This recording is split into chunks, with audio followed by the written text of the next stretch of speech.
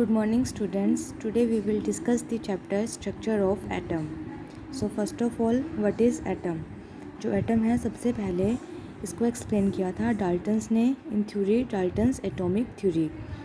According to Dalton's atomic theory जो atoms होते हैं वो इनडिविजिबल होते हैं, मतलब उनको फर्दर डिवाइड नहीं किया जा सकता और जो भी मैटर है, कोई भी जो मैटर है वो एटम से मिलकर ही बना होगा। सो जो एटम्स हैं वो हार्ड स्फीयर्स होते हैं जो कोई भी मैटर की कॉम्पोजिशन होते हैं और जिन्हें हम फर्दर डिवाइड नहीं कर सकते हैं। This is the assumptions of the Dalton's atomic theory. But Dalton's atomic theory fails to explain that atom can also be divided into the three parts that are electron, proton and neutron. So atoms are not indivisible, they can be divided into the three units that are electron, proton and neutrons. So these particles are regarded as the fundamental particles because of main constituents of all the atoms. जो fundamental particles हैं वो electron, proton, neutron होंगे जो किसी भी atom की formation में helpful होते हैं। सो जो सब एटॉमिक पार्टिकल्स हैं उनको अलग अलग तरह से किस तरह से डिस्कवर किया गया और उनकी प्रॉपर्टीज़ क्या होंगी ये हम पढ़ते हैं नेक्स्ट टॉपिक में। First of all there is discovery of the electron. जो इलेक्ट्रॉन की डिस्कवरी थी वो किसने की थी? J Thompson.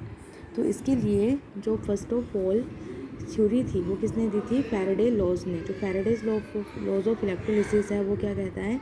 If a fixed amount of electricity is pass through this cell it produces fixed amount of particular substance at an electrode. यानी अगर हम कोई भी जो इलेक्ट्रोड है उसके अंदर से इलेक्ट्रिसिटी को पास करवा रहे हैं तो जो भी सब्सटेंस उसके सराउंडिंग में होगा वो कितना डिपॉजिट हो रहा है वो डिपेंड करेगा कि हम इलेक्ट्रिसिटी कितनी प्रोवाइड कर रहे हैं। Second is the number of moles of various substances liberated at the electrode by a fixed quantity of electricity are in the same ratio of the small integers. जो number of moles हैं different substances के वो कितने electrode पर deposit कर रहे हैं वो इसके ऊपर डिपेंड कर रहा है कि कितनी इलेक्ट्रिसिटी हम दे रहे हैं और जो इलेक्ट्रिसिटी हम दे रहे हैं और कितना सब्सटेंस डिपॉजिट हो रहा है वो एक स्पेसिफिक रेशियो के अंदर प्रोवाइड होगा। उसके बाद जो इलेक्ट्रॉन था उसको सबसे पहले डिस्कवर किया था जे थॉमसन ने by performing his experiments on cathode rays. तो उसने क्या किया, सबसे पहले एक डिस्चार्ज ट्यूब ली, उस डिस्चार्ज ट्यूब के अंदर जो गैसेस थी वो हाई प्रेशर पर रखी। अगर हम हाई वोल्टेज भी अप्लाई करेंगे तब भी वहाँ पर कोई भी इलेक्ट्रिसिटी का फ्लो या कैथोड रेज प्रोड्यूस नहीं होती हैं। लेकिन अगर हम वैक्यूम के थ्रू वहाँ पर प्रेशर को बहुत ज़्यादा कम कर देते हैं एट वेरी लो प्रेशर, तो जो डिस्चार्ज ट्यूब है उसके अंदर जो गैसेस फिल की हुई हैं वो एज अ कंडक्टर काम करना शुरू कर देती हैं और जो इलेक्ट्रिसिटी है वो फ्लो होती है in the form of cathode rays. तो अगर हम प्रेशर को और कम कर देते हैं तो 10⁻⁻², तब उसके अंदर जो इलेक्ट्रिसिटी का फ्लो होगा वो सबसे ज़्यादा रहेगा। जो कैथोड रे है वो नेगेटिवली चार्ज रहेगी और जो एनोड रे है वो पॉजिटिवली चार्ज होगी। तो जो मूवमेंट है वो from negative charge to positive charge होगी।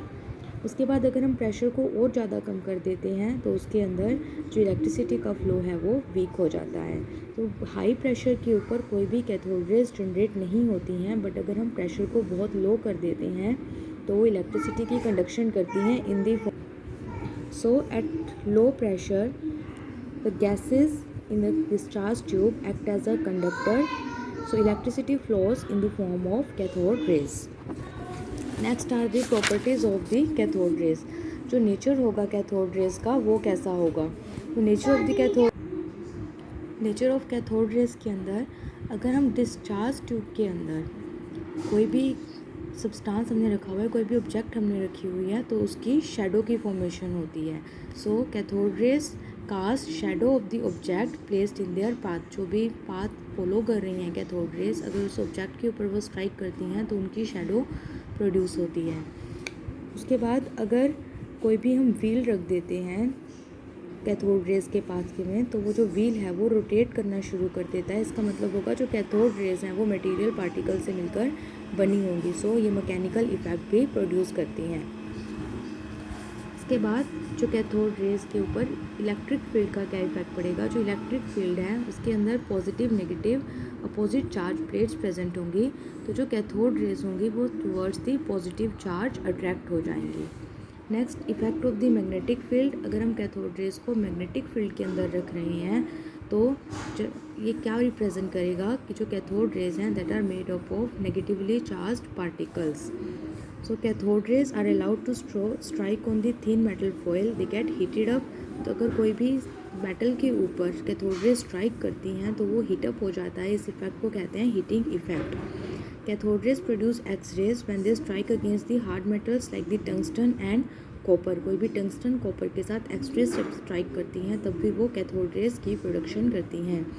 Cathode rays upon striking glass और certain materials cause them to glow. कोई भी ग्लास या मटेरियल के ऊपर कैथोड रेज गिरती हैं तो वो फ्लोरेसेंस प्रोड्यूस करता है, ग्लो करना शुरू कर देता है। Cathode rays penetrate through the thin sheets of aluminium and other metal. ये पेनिट्रेट कर जाती हैं, पास आउट हो जाती हैं through the aluminium and other metal. उसी तरह जो कैथोड रेज हैं वो फोटोग्राफिक प्लेट्स के ऊपर भी इफेक्ट डालती हैं। So ratio of charge to mass that is the charge by mass ratio for all cathode rays irrespective of the gas used in the tube. मतलब जो रेशो होगा वो फिक्स रहेगा, कोई भी गैस हम उसके अंदर यूज़ कर रहे हैं। तो students you have to revise this chapter till cathode rays and prepare notes of this chapter. Thank you.